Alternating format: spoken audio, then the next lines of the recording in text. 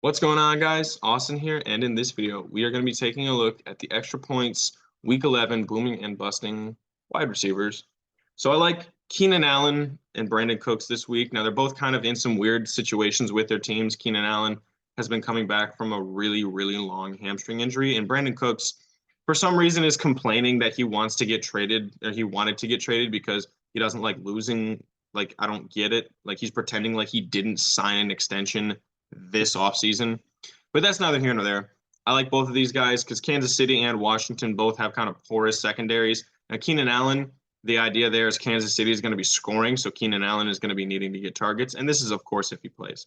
But then with Brandon Cooks in Washington, I think that Washington's front seven is good enough to stop the run a little bit, and so the passing game is just going to be needing to, pick up that slack.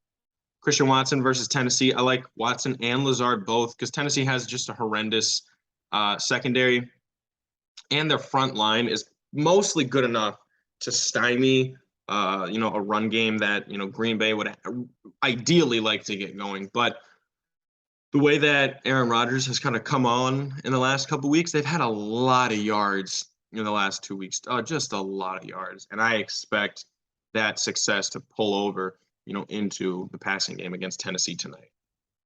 Wan'Dale Robinson versus Detroit. He feels like the kind of guy that's just going to be getting out in space enough and getting the opportunity to just kind of get some long jump balls, which might result in the touchdown. And then Allen Robinson, I think that, with Cooper Kupp out, if I were the Rams, the smart move would be to target Robinson a little more than the route running guys, because you're going to need these chunk plays against the Saints, because the Saints are going to accidentally score a couple points.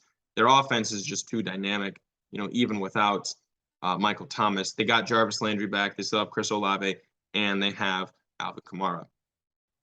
On the bus side, Michael Pittman versus Philadelphia. Philly has the best cornerback duo since Aqib Talib and Chris Harris Jr. in Denver.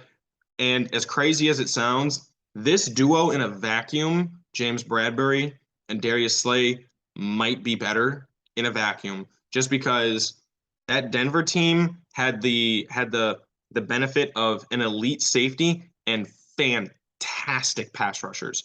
I mean, DeMarcus Ware, Derek Wolfe, and Von Miller, that's just gonna destroy any passing game. This secondary right here, it's got, okay safeties, it's got okay pass rushers, but nothing like that.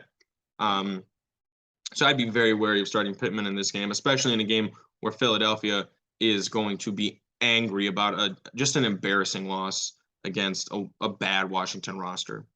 Deebo Samuel, I feel like he kind of lost the role in the 49ers offense. I think all the crying that he did this offseason kind of forced San Francisco's hand into thinking of, how do we replace him? Oh, let's go get CMC.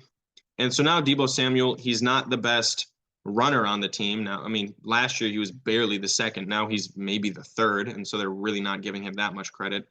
As far as the receivers go, it seems like Jennings and Ayuk are both getting a lot of the downfield targets, and they're also pretty good at run after the catch. So, across the middle, they're, still getting action.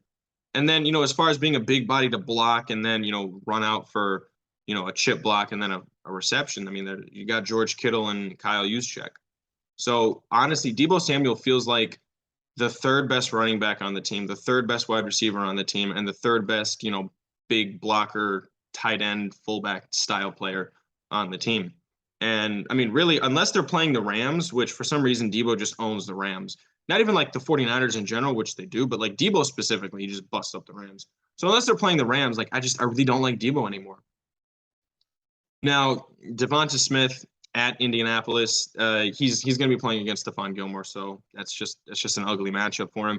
Who, I mean, Stephon is still a very, very good cornerback in this league.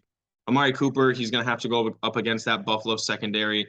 And, I mean, if I think about it, I feel like Donovan Peoples-Jones and David Bell are going to be getting more action just because a lot of the attention is going to be focused on Amari Cooper.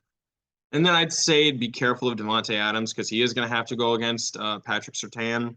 And that is not an easy matchup, especially in a situation where, Hunter Renfro's out and Darren Waller is out and Josh Jacobs, he kind of lost that magic. And you're playing at Denver. It's one of the harder places to play. So, for all those reasons, I'd say if you have options, be careful starting Davante Adams. All right, guys, thanks for watching that video. Be sure to like and subscribe. Let me know what you think in the comments down below, and stay up to date on all of our future content.